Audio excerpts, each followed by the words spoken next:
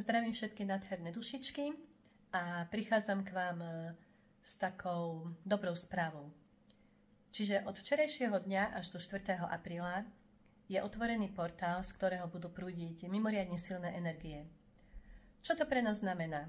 To, že máme veľkú šancu si pritiahnuť do života niečo, po čom túžime, niečo pozitívne a zároveň môžeme napraviť niečo, čo sme v minulosti pokazili úprimným oľutovaním a tak podobne.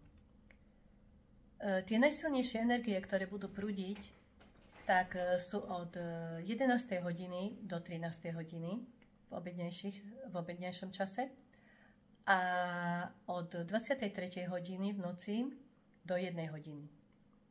To sú tie najsilnejšie energie, ale samozrejme vysielať tie svoje želania, prosby, modlitby môžeme počas celého dňa. Takže si myslím, že toto je taká pomerne pozitívna správa a verím, že mnohí z nás sa do toho pustia. Ja osobne už som to robila včera a budem to robiť každý deň, lebo dúfam, že ten život má šancu sa stať krajším, ako ho máme teraz. Ja vám prajem obrovské množstvo síly, odhodlania, viery a posielam vám lásku a pozitívnu energiu tiež.